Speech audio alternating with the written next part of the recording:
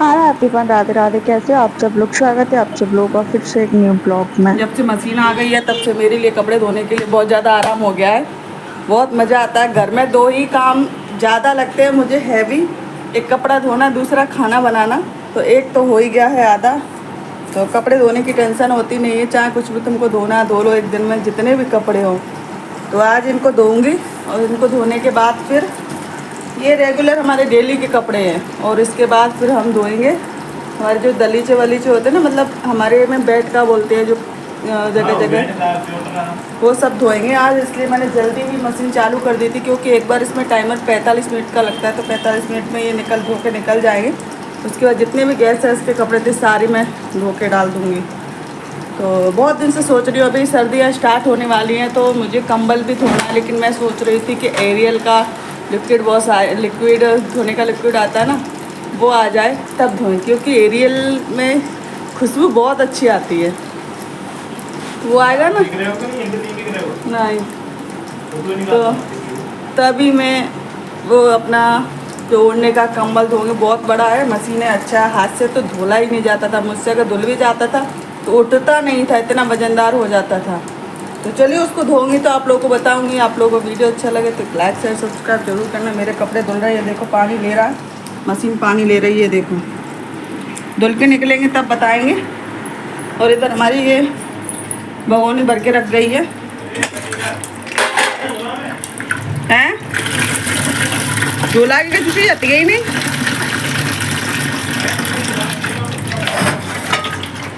क्योंकि पानी का पता होता नहीं है कब चला जाता है, तो उसको यहाँ रख देते हैं। और यहाँ पर से खाने के लिए थोड़ा सा नाश्ता पानी ले लेते हैं। तो ये हमारा पापड़, ये हमारी ग्वार की फली की सब्ज़ी। मुझे तो बहुत ही ज़्यादा पसंद है ग्वार की फली की सब्ज़ी। ठीक है, अब हम इसमें ले लेते हैं रोटियां, क्योंकि डेली में क्या नाश्ता बनाएं वो समझ नहीं आता। तो इसके लिए हम रोटी सब्ज़ी से ही काम चला लेते। डेली में कुछ अच्छा नहीं बनाते, जब अच्छा बनाना होता है। ये गिलास ले लेते पानी।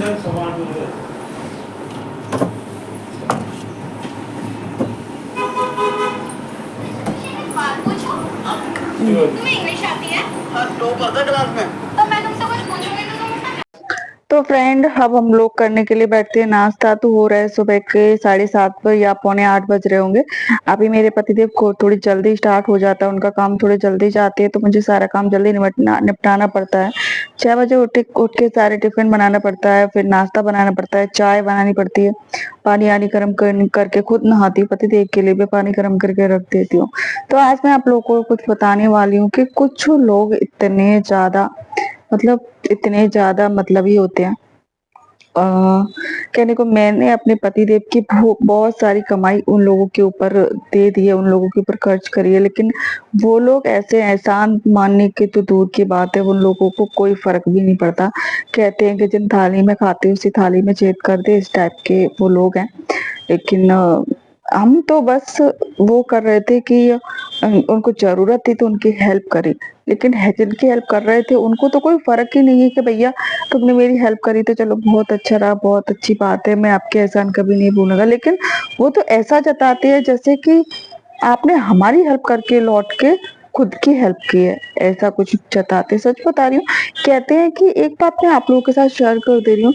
अगर आप कुछ भी कमाते हो, कुछ भी करते हो, सच बता रही हूँ, कभी भी ठीक कभी भी किसी की हेल्प नहीं करना चाहिए, चाहे वो कितना भी खासम खास बना रहे।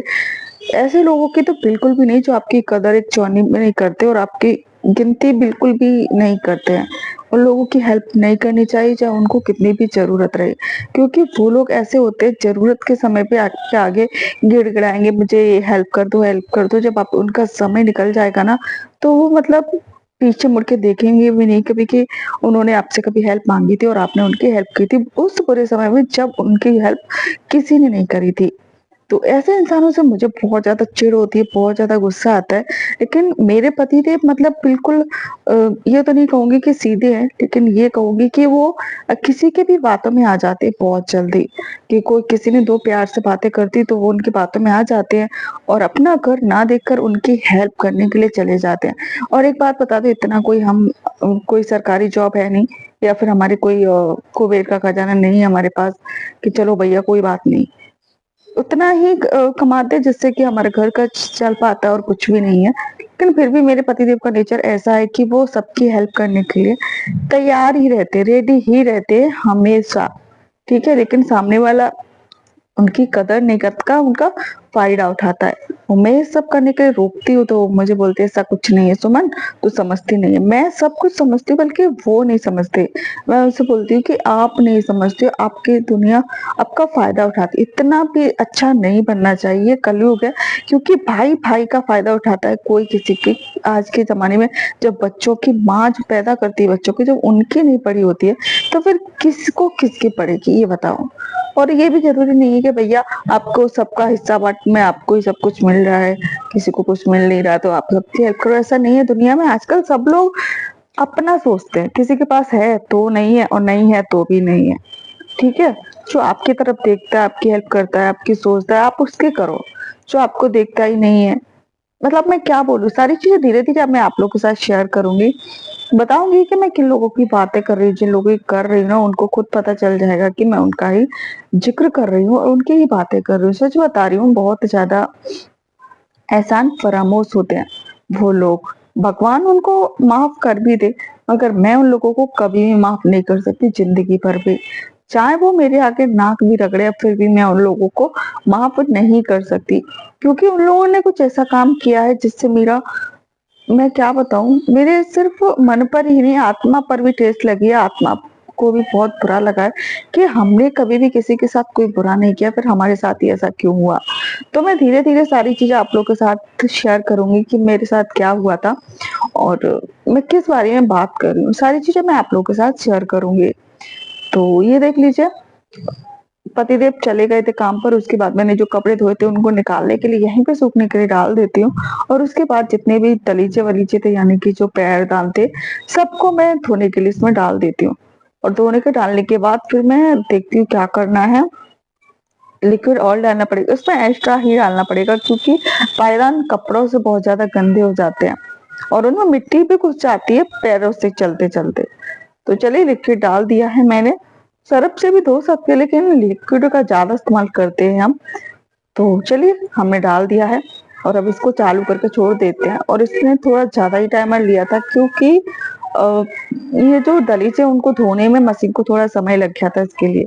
तो इसको ऑन कर देते हुए अपने आप धुल के सूख के रेडी हो जाएँगे, फिर ये मतलब एक सॉन्ग बजेगा, मतलब बीप करेगा और मुझे पता चल जाएगा, मैं इनको निकाल के छत पे सूखने के लिए डाल आऊँगी। क्योंकि वो थोड़े-थोड़े मोटे होते हैं ना, वैसे तो सूख ही जाते हैं लगभग, तो मैं उनको छत पे सुखा के डाल आऊँगी। और अभी सर्दी पड़ना स्टार्ट हो गई है, बहुत मतलब ठंडी लगती है, ठंडी के दिन स्टार्ट हो चुके हैं, तो चलिए इनको धुलने देते हैं, बाकी का काम अपना स्टार्ट कर लेते हैं।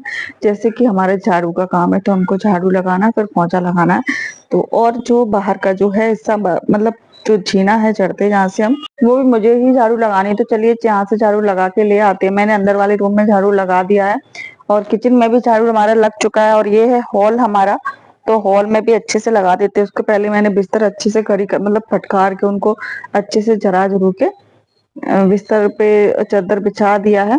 और ये देख लीजिए, ये हमारी मशीन है, ये देख लीजिए। यहाँ पे ऐसी मशीन मिलती है जो इतनी सुपर फास्ट चलती है। अगर आप ब्लाउज सिलते हो ना अपने हाथों से, सिर्फ 1 घंटे में ब्लाउज सिल के तैयार हो जाता है। बहुत ही अच्छी, मुझे ये मशीन बहुत ही ज़्यादा अच्छी लगती है। ब्लाउज व्लाउज सिल लेती हूँ, बहुत जल्दी सिल जाता है इससे।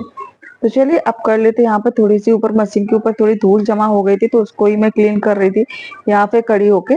और उसको क्लीन करने के बाद फिर ये देखिए थोड़ा-सा कपड़ा और ले लिया था, तो उससे मैं अच्छे से इसको क्लीन कर दे रही, क्योंकि मशीन में अंदर पूरा ऑयल भरा रहता है ना, तो उससे थोड़ी बहुत छींटे बाहर आ जाती है, तो चिकनाहट जल्दी धूल पकड़ लेती है, तो चिकनाहट की वजह से चिपक जाती है धूल इसमें, तो उसी को मैं पोंछ के क्लीन कर रही थी। फिर यहाँ पे से अच्छे से झाड़ू लगाते हुए बाहर चलते हैं और फिर लगाते हैं पोंछा और फिर देखते हैं घर का सारा काम। वैसे काम तो आधा हो ही गया अभी, क्योंकि कपड़े सबसे ज़्यादा क्या काम होता है घर में, कपड़े और खाना।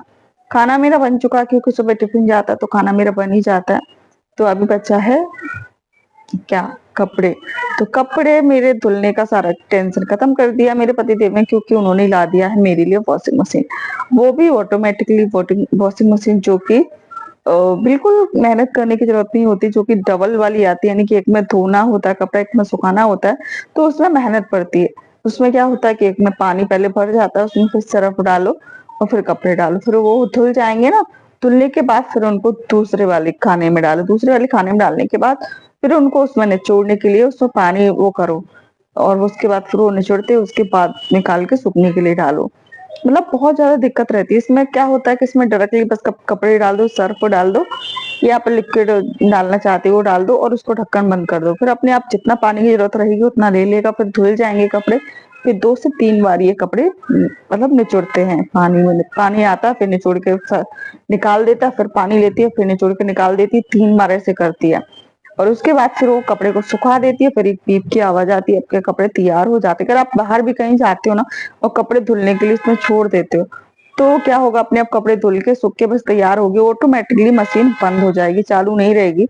चाहे आप 4-5 घंटे के लिए बाहर जाओ तो फिर मशीन चालू रहेगी तो कितना लाइट बिल आएगा, लेकिन मशीन ऑटोमेटिकली बंद हो जाती है। इसलिए मुझे ये वाली मशीन बहुत ज्यादा पसंद है।